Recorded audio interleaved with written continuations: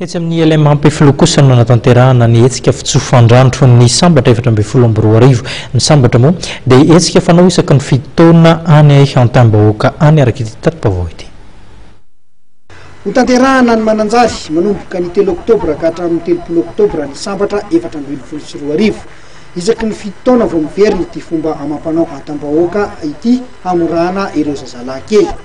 Umalalady ary dia nisy ny hetsika izay nikarakarain'ny fikambanana Marami na ny mananjary Raikami tetsy amin'ny élément Peflo mba ho fitsofandrano ny sambatra 7-22 sy fotoana ny fampiarabana tratry ny taona ihany koa ho an'ny zanaky mananjary. Fampiarabana tratry ny taona zany izy tia sady firarisoan'ny sambatra. Ny sambatra izay mivelona isaky ny fitoana famorana zaza ho izy aminay ihany ka io dia akarazain'ny mananjary isaky ny fitoana ary famorana zaza na sy vita zany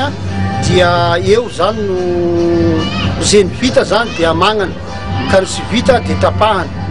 zany hoe ny sambatra zany dia eo zany ny marika fa hoe lehilahy marina le zaza tsy afaka mihinana sombity zany zay tsy afaka mihinana le akoho zany na omby zay tapahany zaza zay sy vita sambatra zay zany ny Antambahoaka ka ny Marami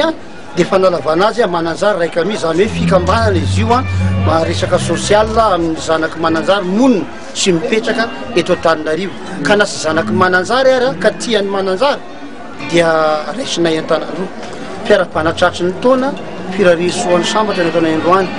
Nandritra ity fotoana ity dia nisy ny mofokena amin'ny tapevalana raha ny rehetra mifaly nanafana ny fotoana ireo mpanakanto avy amin'ny mananjary toa ny prosely tonga nanome voninahitra mihetsika ihany koa ny ministry ny tontolo iainana amin'ny telo maraparana izay izanaky mananjary.